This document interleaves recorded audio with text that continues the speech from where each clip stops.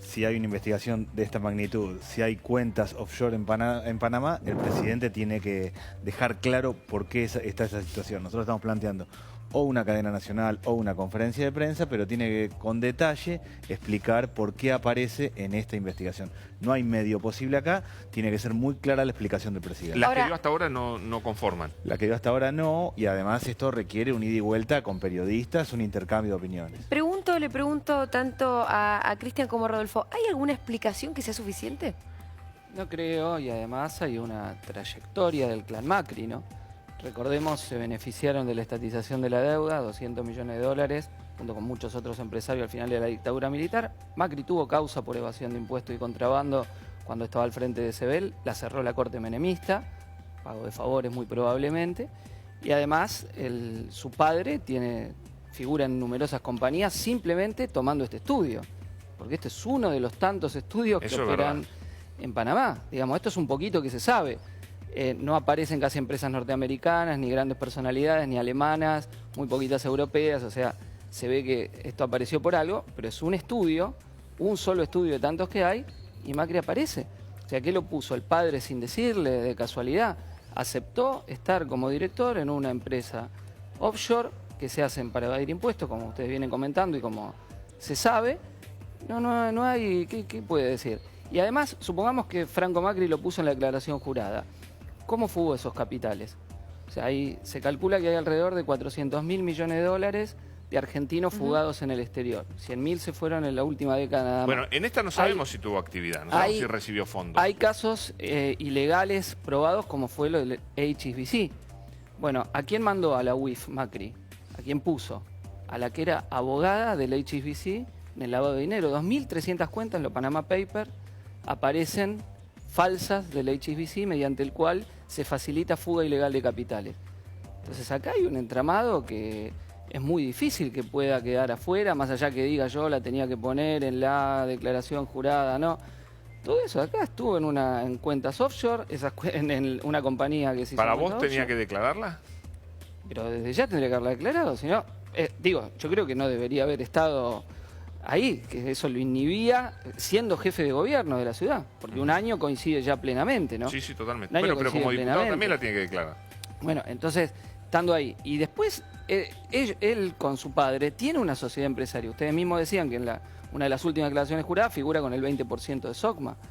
Y por supuesto. o sea, un grupo empresarial que se mantiene en base a numerosas cuentas offshore. Por eso aparece toda la familia de Macri, varios de sus hermanos, aparecen implicados en la tenencia de estas cuentas offshore. Entonces, acá lo que pasa es que se ha dejado un poco de lado ver toda la trayectoria del grupo Macri en lo que hace a negocios ilícitos. Se quedó también, recordemos, la concesión del correo argentino, y luego el gobierno anterior le perdonó, de algún modo le condonó las deudas que tenía con el Estado Nacional, donde ni siquiera había pagado el Franco Macri hizo muchos negocios con el gobierno anterior. Hizo muchos negocios con el gobierno anterior. También, digamos, está Daniel También Franco Muñoz, Macri, ¿no? que en un momento dijo, quiero que el próximo presidente sea de la Cámara. Bueno, está Daniel Muñoz también implicado. O sea, acá hay mucha gente. Bueno, Grindetti lo mencionaban ustedes, Jorge Macri.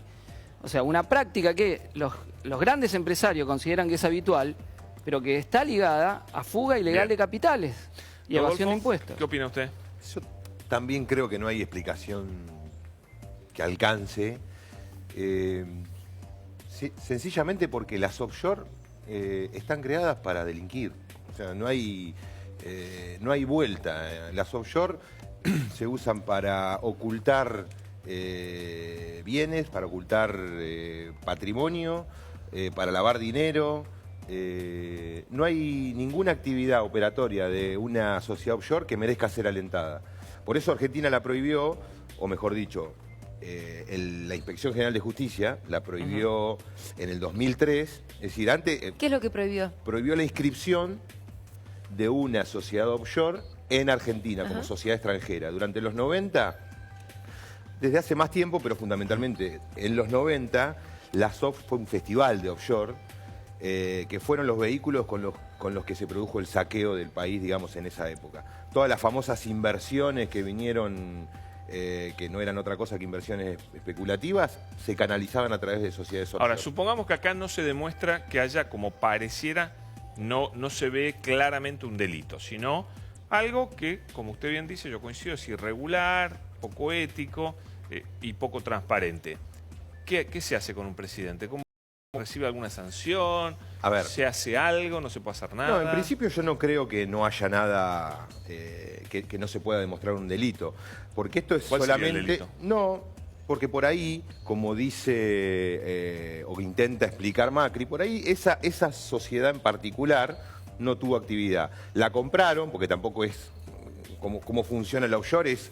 En este caso, Mossack y Fonseca armaron una sociedad, ponen al peluquero de presidente, al jardinero o algún amigo entre las autoridades. Después viene Franco Macri, Mauricio Macri, Gianfranco, Mariano, no sé cuál de los tres, che, queremos comprar una sociedad. Toma, tengo esta, con este objeto.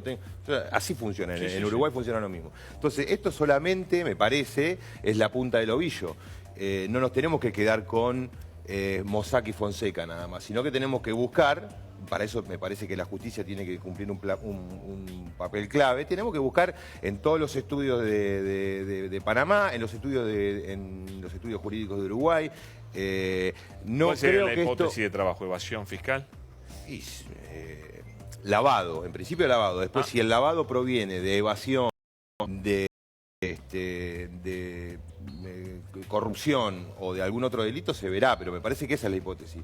Ahora, desde el punto de vista que recién Pablo lo planteabas, ¿qué calificación le puede caber a un presidente que, sabiendo que ese tipo de sociedad está prohibida en su país, va y arma una en otro país? Constituye una, compra una y pretende operar, porque también es insostenible esto de que la constituyeron o la compraron para hacer inversiones en Brasil, que es un poco la explicación. Anda a Brasil y hace una sociedad. O sea, si vos sos un empresario genuino, tenés buena fe, andá, constituí una sociedad en Brasil, invertí como corresponde, pagá los impuestos en Brasil o en donde sea, pero no vayas a utilizar este tipo de mecanismos, estos dispositivos que son exclusivamente para lavar plata. Con lo cual, desde el punto de vista moral, me parece que es incalificable lo de Macri. Es difícil después pedir que Como los empresarios presidente. traigan los dólares de vuelta para el país, ¿no? Es que no se va a poder determinar nunca quién es el verdadero accionista, en este caso de Fleck Trading, porque son acciones al portador, o aparecen como autoridades. Macri ya está diciendo que él aparece como vicepresidente porque le hizo un favor al papá, lo pusieron ocasionalmente, y no sé qué es ocasionalmente ser vicepresidente de una sociedad. O sea, es raro. ¿Ustedes creen que puede haber delito, Daniel, en el Frente Renovador? Hay que investigarlo, claramente. Acá hay que dividir dos planos. Uno es, las offshore son para evadir, indudablemente, que el presidente aparezca ahí requiere una explicación clara. La segunda es, en el eventual caso que la Argentina consiga inversiones, eso no va a derramar sobre el empleo y la situación social también se va a complicar. O sea, claramente tenemos problemas por dos lados. Por estas cuentas que aparecen acá y por un panorama económico complicado, porque el gobierno cree en la teoría del derrame, cree en la idea que la economía va a crecer y va a derramar, y eso no sucede en un país... Y creen en la economía del sablazo, ¿no es cierto? Sí, que no sucede en un país donde los más pobres trabajan en la construcción, en el turismo, en el textil, en el metal mecánico, y las inversiones vendrían para minería o para... Ahora, aprovecho y te... Sí. Julia, Daniel, un artículo excepcional el otro día en el diario Clarín, la verdad que es muy interesante, donde, Daniel, dividiste a la sociedad, contaste a la gente cómo está dividida nuestra sociedad. Es muy interesante eso. No sé si querés referirte. No, yo creo que hay 4 Argentinas, que hay una Argentina de los pobres, de los que no tienen lo mínimo, tienen planes sociales que les alcanzan menos, hay una Argentina vulnerable a gente que hace changa, que tiene trabajo informal, los monotributistas están agarrados con alfileres, hay una Argentina de clase media y una Argentina de clase alta. Yo creo que el gobierno gobernó para las dos de arriba. Aún ganancias o el tema de las paritarias va para ahí. Lo único que anunció para abajo es lo que tiene que ver con la devolución del IVA de ganancias, del IVA de la canasta básica de alimentos, que hasta acá no lo todavía hizo. no pasó. Daniel, vinculo los dos temas. Yo tampoco creo en el derrame. Ahora, ¿se complica de cualquier modo la llegada de dólares del exterior, de las inversiones, lo que fuera a llegar, con Macri en todos los diarios del mundo, puesto como un evasor o como lo que sea que aparece? Me parece a mí que va a servir como explicación de por qué no lleguen, pero las inversiones no llegan en Argentina sino para actividades especulativas. O sea, la idea de que va a venir, que arranca el gobierno y son 20.000 millones, sino que es en el segundo semestre, sino es en el año que viene, en realidad el modelo económico argentino no da para eso. Esto le dará una explicación a algún economista para decir por qué no está funcionando, pero el problema es que ese sistema de derrame no funciona. O sea que no iban a llegar igual. Claramente no. Ya que te referiste, yo quiero hacer alusión a una nota que salió en Clarín Clarín ayer, que me pareció muy importante, que después en la web no la pude encontrar, donde hablaba de una interna, lo decía Clarín, no lo digo yo, una interna en el gobierno sobre lo que vos te referiste, la llegada de del no cobrar el IVA a los sectores más postergados, y que allí tanto Gabriela Michetti como Frigerio como Monzó estaban pidiendo que eso se implemente ya, porque la gente lo necesita en forma urgente. Y lo frenó Marcos Peña porque dice que la imagen del gobierno todavía está muy alta. Sí, digo, más allá de la imagen del gobierno, lo que hay... ¿Es razonable eso? Yo pensé No, que se en volvió la Argentina loco. hay un proceso de implosión social, no hay un proceso de explosión social. La gente no va a protestar afuera, sino que revienta para adentro. El que está frente al supermercado desesperado, el que no le alcanza la plata, que viene, se pelea con la mujer, con el hijo, el partido de fútbol en la canchita del domingo, están todos sacados y terminan a los tiros. Hay un fenómeno de violencia interna muy fuerte. Puede que eso se refleje o no en las encuestas, no lo tengo claro. Lo que es evidente es que hay un malestar social fuerte, que no es explosión, no es conflicto en las calles, sino es reventar para Pero adentro. frenar algo que beneficia a los Absurdo, pobres, absurdo. porque supuestamente, Por la que imagen. me gustaría ver si es cierto, la imagen está alta. La Yo nunca única escuché una medida, cosa aparte así. era la única medida Y es la objetiva. única para beneficiar a la gente. Cristian, ¿te parece que bueno, hace poco Fernando Espinosa dijo que la gente ya no daba para más en el conurbano? ¿Vos te parece que estamos cerca de una situación de explosión, ya no de implosión social? Mira, eso no lo sé, no es adivino. Lo que se ve es que hay muchísima bronca, porque los últimos tarifazos anunciados se suman a la pérdida del poder adquisitivo del salario que se viene dando por el aumento de la inflación, ¿no? Entonces, digamos, esto se da además en este contexto, donde te anuncian que el gas sube el 700%, el agua un poquito menos el gas, pero el agua sí llega 700%, la última cifra que vi del aumento, que es brutal, el transporte, o sea, esto se viene sintiendo y eso crea malestar. Y del otro lado vos tenés el presidente que fugan la plata a paraísos fiscales. Y quería decir algo, acá, ¿por qué no se abren los libros del Grupo Macri? Acá, el Grupo Macri tendría que levantar el secreto comercial y bancario, abrirse los libros y ocultarse todo. Ya figura... sobre esta sociedad. Pero ¿por qué esta Vos le sociedad? podés pedir que abra todo, no lo va a hacer, pero por esta pero sociedad, debería sin abrir duda. una investigación seria, debería obligarlo a liquidar el secreto comercial y bancario de conjunto, porque si llevó plata ahí, ¿de dónde la llevó? O sea, te lleva toda una cadena. Entonces, la forma que tienen el capitalismo de protegerse estos negociados, o cualquier trabajador le saben todo. Le ponen el límite del salario que tiene que ganar. Lo único que no tiene límite en este sistema son la ganancia y los negociados de los grandes empresarios. Entonces, en este caso, donde está la denuncia clara, donde aparecen nombre y apellido de los que tienen las empresas offshore, el secreto comercial y bancario tiene que ser levantado y tendría que investigarse y verse de dónde son los negociados. Bueno, tenemos un parlamento. Insisto, nosotros, Pablo, ¿no? esto es parte de lo que sabemos. Está bien, Porque tenemos salió un parlamento. Ustedes, los tres, son de partidos que tienen representación, con más y con menos, parlamentaria. ¿Qué van a hacer en el parlamento? Nosotros hoy, como bloque, sacamos un comunicado, no sé si lo han leído. Bueno, sí, sí. en Pero principio- contáselo a la gente, por favor. En principio vamos a buscar una sesión especial en donde intentaremos que se constituya una comisión bicameral de investigación de estas operatorias que han surgido a partir de la difusión de los papeles de Panamá. Y me parece que esto que hablábamos hoy de no solamente ceñirnos a Mossack y Fonseca, sino intentar ampliar un poco el escenario y ver otro tipo de países, otro tipo de estudios y otros actores del ¿Pero en base a qué? ¿Una empresariado. comisión investigadora? Bueno, ¿cómo? ¿En base a con qué herramienta, digo? Y con lo que está saliendo, No, digo, para mí es la suficiente. justicia con una comisión No, investigadora. el Congreso tiene facultades de investigación en la medida que se constituya una comisión especial como esta, tiene facultades de investigación. Ha pasado con las cuentas del HBC, una comisión especial también que fue... ¿Y cómo le Sí, fue esa después sí. comisión? ¿Cómo? ¿Cómo le fue esa comisión? ¿Pudo Pésimo le fue. proveer de información a la justicia por lo menos? ¿Qué pasó? No sé si le fue pésimo, porque en definitiva uno no está para juzgar la responsabilidad personal de un empresario, de un funcionario. Justamente. Está para Pero si establecer... recaba información y se la puede alcanzar a la justicia, me Está parece para que ya hay un establecer objetivo. exactamente ese tipo de... Sí, pero... Y eso es lo que buscamos, eso es lo que buscamos. Ahora, tampoco me quiero olvidar de Laura Alonso. El papel de No, Laura Alonso... fundamental hablar de eso. El papel de Laura Alonso es tristísimo y hasta da vergüenza ajena.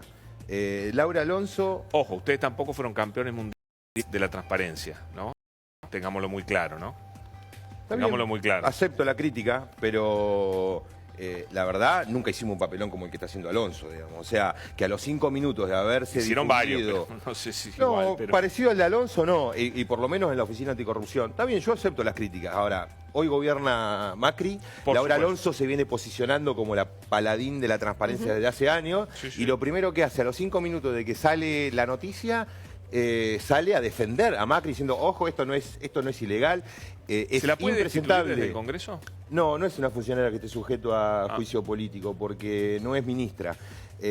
Ahora, también hay que investigar a Poder Ciudadano, por ejemplo. Poder Ciudadano Sí. es una fundación de la que proviene Claro, Laura Laura Alonso.